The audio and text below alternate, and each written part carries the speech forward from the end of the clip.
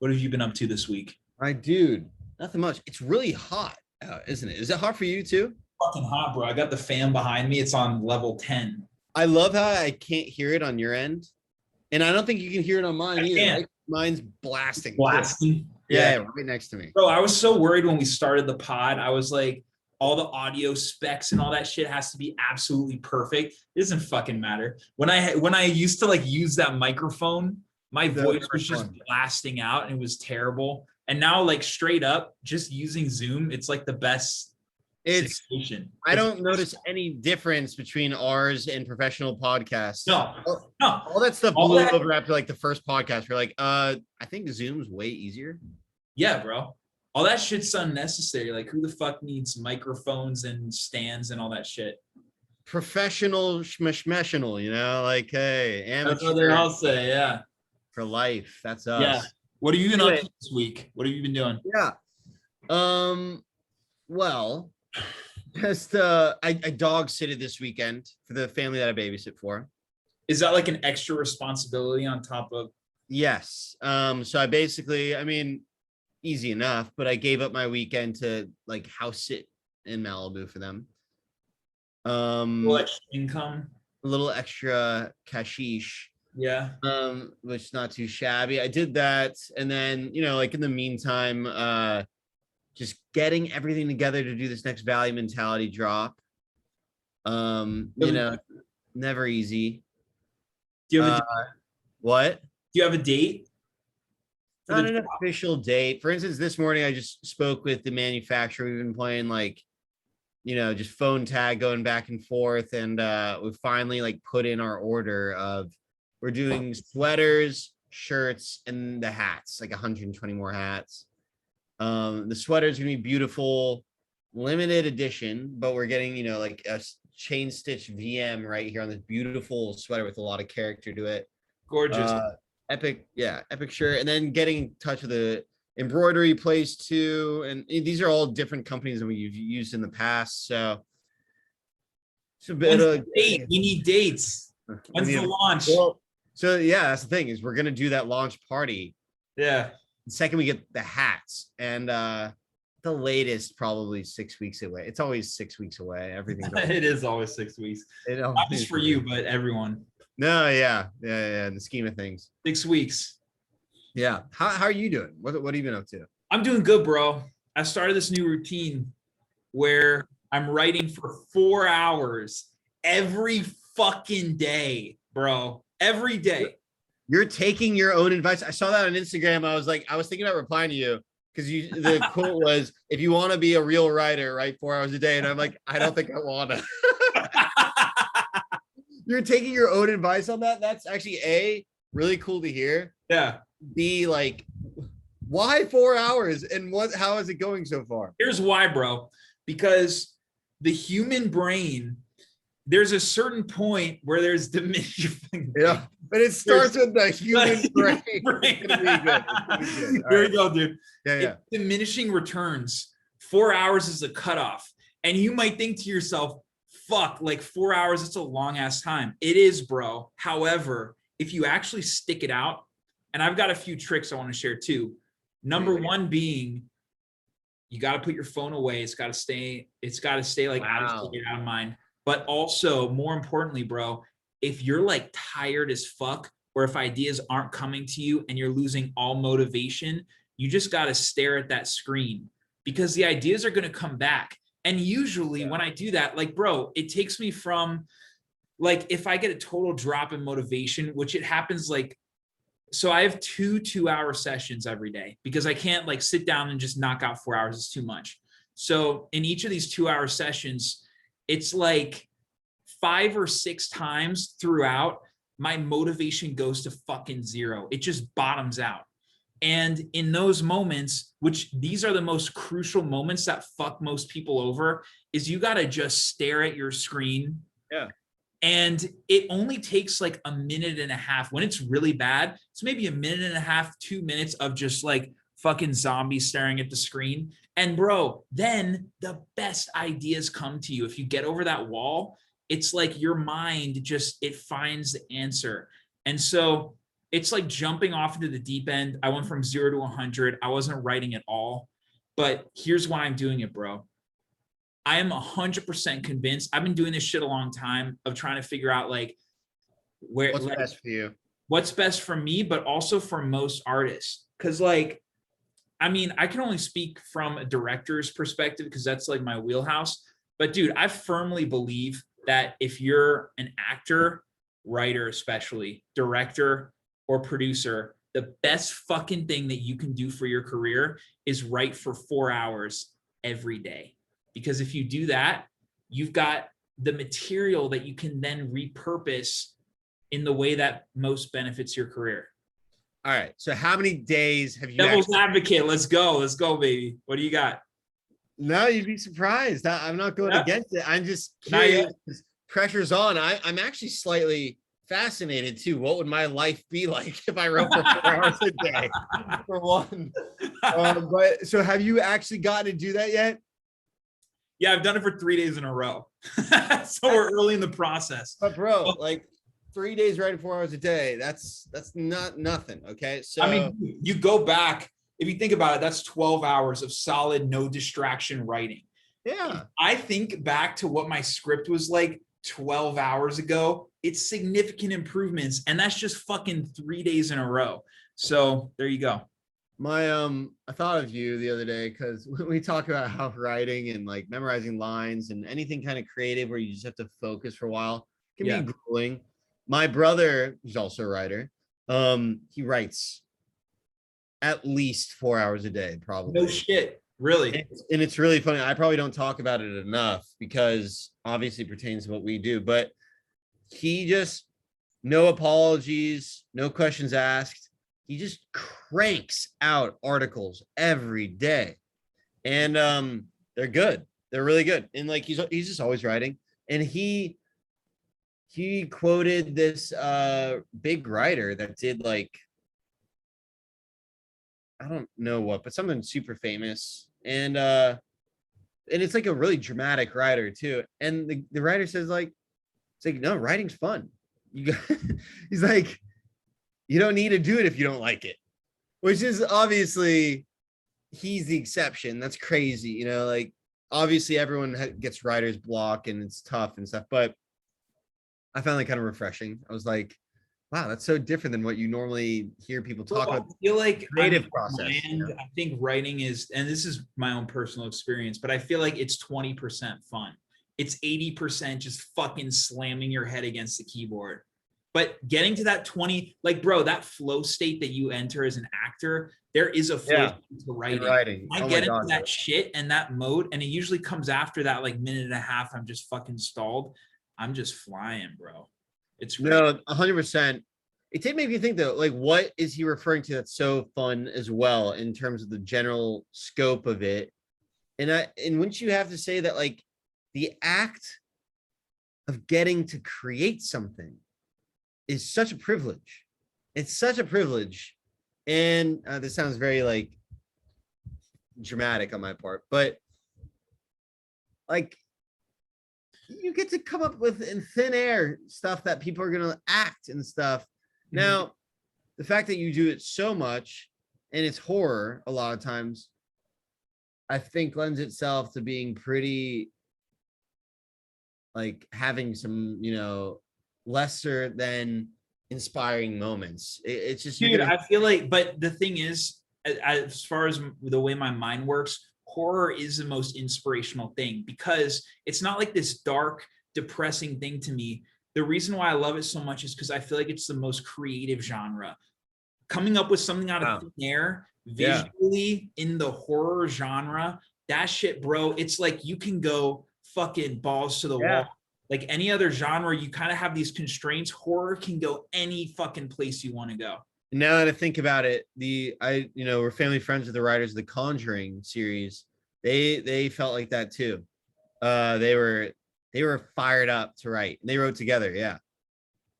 Yeah, bro. I know who you're talking about. That's insane. Chad and Carrie Hayes. Yeah, bro. How did you get? I mean, Oh yeah. I was best friends with their son. One of their sons, Dylan, in high school. No way. And yeah. And I mean, I would go over to their house, and they're such normal people. They were actors, and they did commercials, they did everything. And I would go into their office, and they have standing desk, and they're just like, oh, we're just trucking away. And you got to hear about this thing that we're writing, right? We're doing this thing, it's kind of interesting because it's about this family that goes and they're so pumped. It's a true story. They were in the process of writing The Conjuring as you were hanging out with your son. That's insane.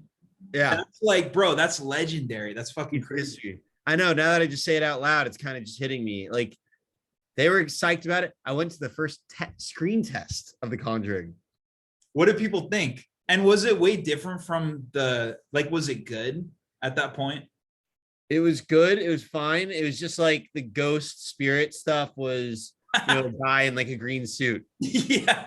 It was that. Bro, that was really eye-opening for me to see that shit and like how they actually broke it down. That's crazy. Yes. No, the series of events that led to like what became such a big hit would be amazing. I mean, the only thing I take away, obviously, like with anything, is that it's oh so ordinary. Like everything is just like what we're doing, and then one thing snowballs, their thing. Yep. When I heard that, like, the studio hired them and was doing it and stuff, I was just like, good for them. I didn't even think they really specialized in horror movies. So I was like, sick. Wow, they got a good connect. Is that their first like writing thing? Had they just been actors to that point? Good question. No. This will all make sense when I mention this. They had written Disney Channel original movies. No way. Like Horse Sense and stuff. All those ones it was a big deal to me that they did Horse Sense. I was like, what? I love that movie growing up. And Jumping Ship, and they would tell me about the Disney Channel actors and stuff. It was literally that. I mean, what a fucking business, right? Bro, straight up. Because now no one knows them as the Disney Channel guys except for you.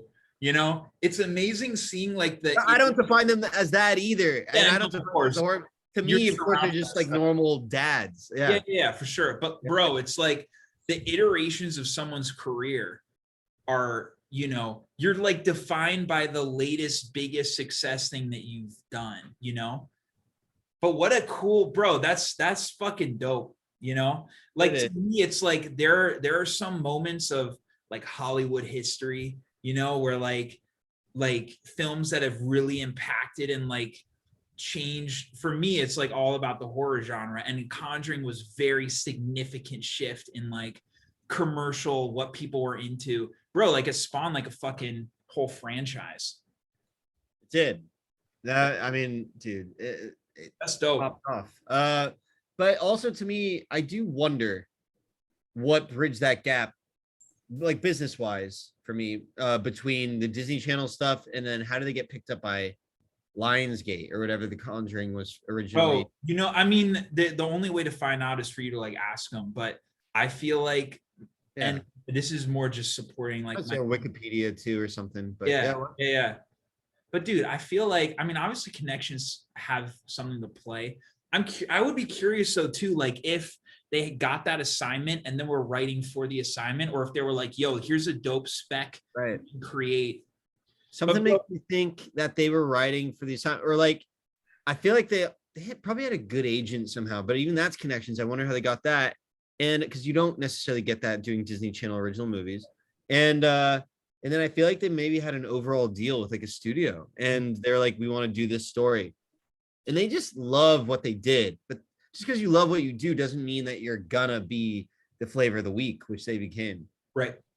But everything that you're saying, I feel like if you take it back to us and like our situation of, we're starting out and like figuring stuff out, I feel like the one defining thing, the one thing you can have in your arsenal is like the greatest script of all time. I think if you get to the place where you have material like, bro, The Conjuring is a great fucking script. I've read that script. You can tell, like, obviously James Wan did a phenomenal job, and he elevated it. But if you read the script, like we go back to, like, if we were to direct The Shining, like, it's a great screenplay. So I feel like, the connections come. All that stuff to me is more like fluff. because it all centers around like, do you have something substantial? What do you have to offer that has value in this industry? And I feel like it all comes back to the blueprint, which is the script. It does. Because bro, even in actors, you know, I was like, we were talking about actors and stuff, and you were like, you like demystified the whole thing. And it's like, at the end of the day, I mean, yeah, actors can elevate a thing, directors can elevate a thing. But if you start with the shitty script, you're never going to get, it's like the whole thing. You can't make a, what is it, like silk purse out of a sow's ear. That's a quote. That's what we're talking about. That classic quote. Yeah. A silk purse out of a sow's ear. It's a quote. I get what you're saying. I get what you're saying. Yeah. I get the quote, and I'm going to use it by myself. I was just listening on that note to the It's Always Sunny in Philadelphia podcast, and one of the best side characters on the show, this guy, he plays the character Rickety Cricket, who plays a priest that they knew in high school, who leaves the priesthood to wed Dee, the main girl in the show. And of course she turns him down, and he can't go back to the priesthood. He ends up becoming a homeless heroin addict. And by the end of the show, you see him, he's literally like on his last leg, and you see he has a downward spiral that's more harsh than like anyone ever conceived of. And he's probably the funniest actor. He's just so good, and he writes the show as well, and he's their best friend and stuff. And he talks about acting. It's not a big thing, but he says when he came into the show, it's funny. He was their friend, but they first asked him like, "Hey, we got a small part for you. Do you want to be a part of it?" And he's like, no. He's like, "I'm not sure. Do you have anything bigger for me?" And they're like, yeah. Maybe wait till we have something bigger for you that we'll write, because we know you're so talented. So they wrote him a bigger part. That was this priest, Rickety, and he ended up being called Rickety Cricket because the guys in the show, they're such assholes. They would make fun of him for having like rickety legs. And he said nowadays he would probably go in with an angle on the character. He wouldn't just play it how it was on the page, but like he said, he was straight out of acting school, and he just wanted to play as neutral as possible. Just, give them what they wanted. But Charlie Day, who's also a brilliant actor, they're all brilliant, came back and said, well, what else are you supposed to do? Like and this is debatable, but he said, you're supposed to give what's in the script. Like you got to portray the psychology of that authentically and do the best of that you can. Right. And he's like, oh, that is a very good point. But as a seasoned actor, you recognize that, hey, there's the script, and then there's in your own idea what's going to make this scene and this story pop the most. And you have to be in tune with all of that.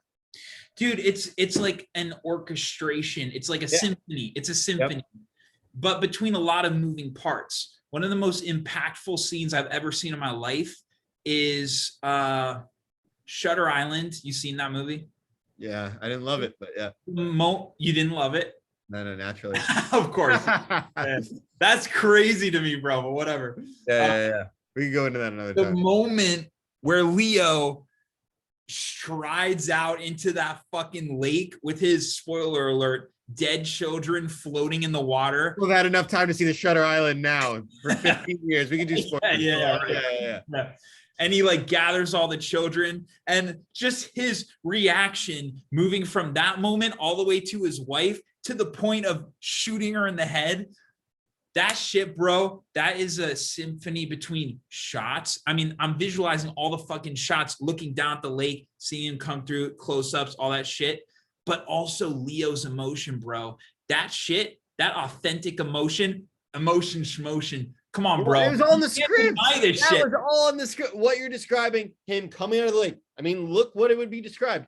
The character's name strives out of the lake on motorbike. But bro, last chance. He brings all the kid bodies with him, grasping at the air. I'm not talking about the movement, bro. I'm talking about the fucking emotion. Conveying that. Okay, maybe in the script it's like he's distraught, but bro, to fucking emote that shit authentically to the degree he did without overdoing it, that shit. Bro, I can't do that shit. That's like training, dude. Doesn't that sound like a fun opportunity? What if you were in the 1940s and New York and you were a PTSD from this war that you just went through. And then you're a detective and you're getting sent into this madhouse of people who are like going crazy. And you keep getting these visions of your wife. You start to fantasize about this idea. And then you start playing with the other actors of like what that's like. And then you start experimenting with what it would be like, what that feels like, blah, blah, blah, blah. And then it's a simulation. You get into it. That's all acting is, role playing. Yeah, but bro, acting, I mean, it takes a very special kind of person to be able to be in front of a crew of fucking like 130 people, which I'm sure that's what that Scorsese set was. But bro, if you have like 130 people watching you, all eyes on you, and you're stripped down in total vulnerability in truly living out this moment that 4 of your children just were fucking murdered by your wife, bro, that's like fucking, I mean, anyone who can do that shit, I'm like, they were meant to do that because most people can't do that authentically. Now, Marty Scorsese, he wanted me to do the part authentically, and I gotta say trepidation first, but Marty always gets these wonderful ideas. I mean, don't you? You don't want to. Well, the thing about it, the Shutter Island picture was that Leo was sort of he was perfect for the part, and ultimately though it was the book that was so good about it, and I'm kind of doing Quentin Tarantino now. I'm merging Martin Scorsese. Got the Tarantino there, yeah. God, I can't stop it. Anyway, it's the caterpillar eyebrows. Dude, these kids that I nanny, the little girl is the best actress. And this is the old acting cliche that kids are better actors anyway, that you have to have a childlike imagination. But this 6-year-old girl, she does characters for an hour with me. For an hour. And we did this game the other day. Yeah. She came out, it's adorable. And she plays like she's law enforcement, like writing up a ticket. She goes, here's a ticket and you're done. You got to go to jail. Like you're done. And she goes, so what does it read? What do you got? And I go, and I have to make up an ad lib, like every violation I did. And I'm like, what? I skateboarded on the Great Wall of China. Well, that's just fun. I wanted it. And she's like, try not to laugh at every little thing. I go, I drank all the wine in Dubai. Come on, I couldn't have known that was a crime. And each one she goes, yeah. But we just make believe. And obviously, with a movie like Shutter Island or any scene of any movie, you just got to commit, and there's a script that you're upholding. But the same thing, it's who flinches first. You're playing the reality of this thing, and hopefully you're deep enough into that moment of that world that you kind of get lost in it. I mean, that's what it is, bro. It's about like getting lost. Because the thing is, the reason it's effortless. Yeah, bro. The reason why children are so much better at like living authentically through these moments are because most people who go through adulthood and life and like, their preteens and all that shit. And if you go through that process, most people feel the societal like expectations or judgments mostly. And then you adapt accordingly, and it puts all these blockers on your emotion of what you feel like you can show. And that's why the best actors are the ones who are like the freest. And you can say what you want about like Will Smith, but there's this, he's back on social, by the way. Everyone's talking about it. Yeah, there's this video that I saw of him like a couple of years ago. I'll never forget it. He was just in front of a crowd of people, and he's like, you want to know why I'm a great actor? And and all of a sudden he was like, because I can do this. And he just started like screaming and like doing all this like crazy fucking shit. And he's like, and then he stops and he's like, because like he doesn't care. He's like, free to do that. And I think you have to commit to something that's not real. You have to commit to something that's fake and silly. With no blockers, you can't feel like you can't adjust your behavior because of any judgments of other people. And that's a hard thing for most people to do. That's why like there's only a select group of people, actors, who can. And here's the thing. It sounds scary and intimidating when it's brought up in that manner, when you're doing a drama or like in serious acting class. Well, you have to play a monkey. Isn't this so intimidating? You have to get naked. You have to do all this stuff. Think about it in a simple manner, in a comedy. What if you had to play a sports announcer? sports announcer, and you're describing that the like in a Key and Peele sketch that the names of the people are ridiculous.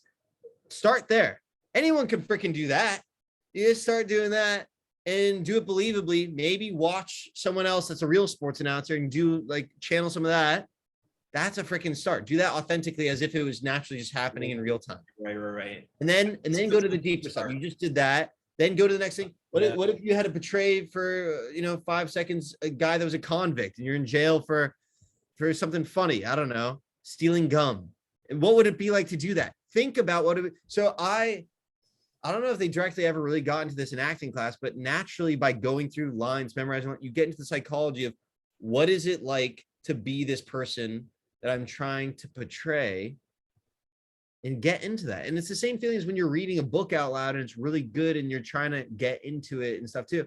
And then you just, I don't know. And then there's like technical things in acting, like what is your character trying to do literally? And what do they want overall character arc? And that's all writing too. I think that's a good way to pose it for people to make it seem less intimidating. Right. As you don't have to start with the Shutter Island scene. That can come later. That can come later. Yeah.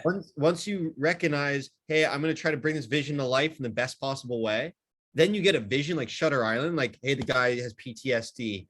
He's dealing with these kids right here. His wife is over there. He's not sure if he's real or not. That to me, I'm like, at the point I'm at, I'm like, that is a sick challenge. That is something that I want to try to bring to life. And by the way, I have enough confidence to be like, I would look fucking badass doing that. Yep. And also another layer to Shutter Island that I feel like, because I know I have a feeling of like how Leo played that, because obviously another spoiler, who gives a fuck, but like in the beginning, you think he's actually a detective. He's really like it's revealed in the third act that he's actually just, he's a convict, and they're carrying out this experiment to make him seem, if he lives out this fantasy of being a detective, then he's going to be able to like, be cured. And so in the beginning, he's acting like a detective and all this shit. I feel like as the actor, as Leo playing that character in those beginning moments, your character fully believes that you're the detective. So I feel like it's hard. Like, I feel like you can't really play two levels of shit. Like, I feel like to play it authentically, the best way to attack that is like, you just play it straight as you are this detective. And then when it's revealed to you, then you take that moment and you transition into that thing. But I think for the majority of it, you're just detective, because that's what the audience thinks. And I think it's a matter of writing more than performance that reveals that extra level. Yeah. It depends, obviously. There's a lot of films that use that formula, that same concept. And I think for Leo DiCaprio and anyone who's going to play that, it's one thing to play the reality of that character. The character does think that he's a detective, and he's going to work that. So why would Leo play it any other way? Except for the smart actor knows that I think you got to know how you come off a little bit too, and how you're being directed. So you might play into even a little bit more that, hey, I'm a detective. You're not going to even hint at that, Right. Like, you kind of overdo it because because you're trying to convince yourself as the character. Yeah, that's really smart. Yeah. Or maybe it's just the technical reason. The actor thought of like, hey, I don't want to lead anyone on that this isn't real. Like that I'm not, that there's gonna be a twist. But also, I mean, that also comes from direction too, because it's how the director wants to play those moments also. Right. It comes from writing too. Yeah, it's all there. I mean, it's all there. Anyway. How do you feel about writing?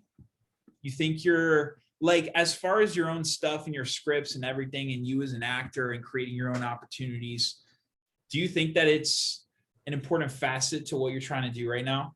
Or like, or how do you think it can play into like your daily routine, if at all? Yeah.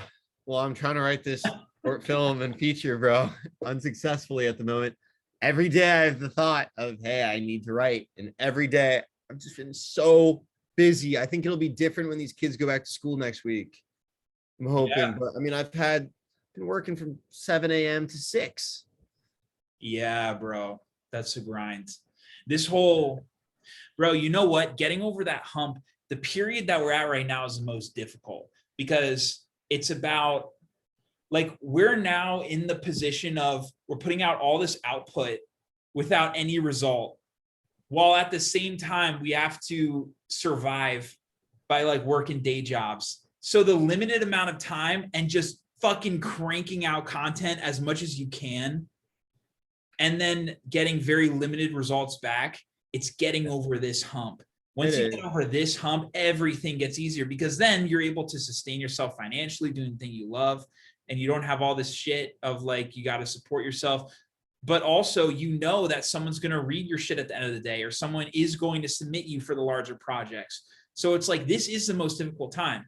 You know, there might be more pressures down the line, like you got a studio breathing down your neck or whatever. But like, bro, like those are small, you know, those are trivial, great. Compared. It's really a great problem to have at the end of the day. It is. It'll be fun to be in the next level. Yeah. Faux show. Pushing to that next level, bro. And I also want to say too, man, advice to anyone who like is listening, watching, who's thinking about getting to a more disciplined routine of writing. I'd written 6-7 screenplays in the past, and I've only done the first draft, and that was enough. At that point, that's all I could handle, because getting to that point is already like excruciating in of itself. And I wasn't open to the idea that no, you got to revise and get more notes and revise and get more notes. So like, it's a really exhaustive process, but the way to get a really, just like people shouldn't be down on themselves if they get to the end of a first draft, they put all this time and work into it, because I know how fucking tough that is. And then the end result isn't what they thought it was going to be. Keep at it. Get the notes. Really don't put your blinders on. Really be open to the notes. Apply them. Get more notes. Revise. More notes. Revise. Writing is rewriting. Yeah. I like this idea too. I want to get back to writing stories though that are fun to write also. Like, and I think that comes a lot of times from true stories. If you found a true story and then you're like reciting it, it's fucking sick. So I finished Bitcoin Billionaires. Cool. Incredible book, which you don't have time to get to. Do not. About Rex. Dude, those Winklevoss bros, they basically invented Facebook, had it taken away from them. They went to the Olympics, and then they got in early at Bitcoin and basically started the second social revolution of the economic market. And went all right. It's just fascinating. And they were ingrained these intense values on how to succeed in human beings.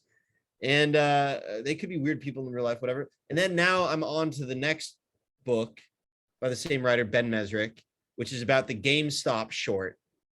Oh yeah, that happened about a year ago. I don't really know much about that, but what I've heard, like my sister's boyfriend was really big into that, and he heard about like all the like the underworld forums and stuff. Yeah, so he jumped on it like as it was happening and shit. They made some money, which is dope. Yeah, it's classic. A lot of people ended up kind of losing a bit and stuff, but yeah, in both books for me were less about the actual specifics of like the business, and it was more about, obviously, I'm a storyteller. Like I love just these characters that came from unassuming backgrounds, or maybe thought one thing about them and then they end up completely turning the tables and disrupting the system, we like to say. So I get what you're getting to. It's like, this is valuable info for you to know yourself, the kinds of stories that you're really attracted to, the kinds of characters you like. And you're talking about like true stories and being inspired by true stories, and you're talking about these two books. It's like, bro, that's a great place to start for your own stuff. I think so. And by the way, it's not easy to come by. These are stories that I'm like, I haven't heard anything this interesting in 6 years, 7 years. But they write themselves to me. Like if I were to, the stories are so interesting. It's like, just get into the culture of what was happening there and what you thought was the case, but in reality it was actually so different. And what was the outcome to this? And oh my gosh, they had high expectations here, but the payoff was horrible and stuff. That's all just human nature. It's really cool. You should write about what anyone should write about the stuff that they're Yeah. fired up about, because you can read that off of a page. It doesn't matter what the subject is or the genre is or whatever the fuck. If you get fucking fired up about that Yeah. shit, Yeah. and you gotta write it, man, because people are gonna feel that energy, you know? 100%. I know. I also want to point out too, even people, most people in positions of power who are like a step up, significant step up from us, as in they have reps and all this shit, even if they're rep for writing, most aren't writing specs. Most aren't consistently every day working, toiling at original concepts. When they get to that point, they kind of coast. This is most people I've talked to, and they have writing assignments. So it's whatever they're given, you know, obviously they have to pay the bills and stuff. And I get that. And, you know, they have limited time then after that. But people should just know that if you jump on the shit now, regardless of what level you're at, if you're in Montana or whatever the fuck, and you're like, I got this idea I'm really fired up about, and then you just sit your ass down and start writing and make it a consistent habit, then you are doing what the majority of people, even who aren't repped, aren't doing. And it's like that at the end of the day, that is your competition. And you can, you know, you can really be like a competitor if you're actually putting in the hours, putting in the time, because most people aren't, bro. My dad said the other day for acting, he's like, yeah, you know, do you want it more than the next guy? Yeah. Yeah, At the end of the day, bro, that's what it comes down to. How bad do you want it? it is. It's not good to compare to others, but at the same time, like, how do you get the most out of yourself? Yeah. Everything's relative, bro. If you look at the behaviors, it comes down to behaviors and habits. If you like, that's a good place of comparison. It's way healthier to look at that as opposed to like someone's position, because you never really know how that happened. But Yeah. like you look, if you just open up the hood and you're like, oh, this person is in this position because they do put in this time. They, you know, what's all the unsexy shit that's happening behind the scenes that makes it so they get that highlight reel. 100%. It's all good, man. All right. I guess that's about it. That's about it, brother. About it, brother. Dude, what are you doing this week? Are you gonna like what's up for you? Give me a Nothing quick lowdown. Nothing planned. I'm gonna try to write this short. Value mentality stuff. Hopefully we'll have this order in by the end of the Yeah. week. I got my brother's going away party on Saturday. He's moving to Japan. Didn't want him here anyway. Holy fuck. This guy who like writes all the time and shit.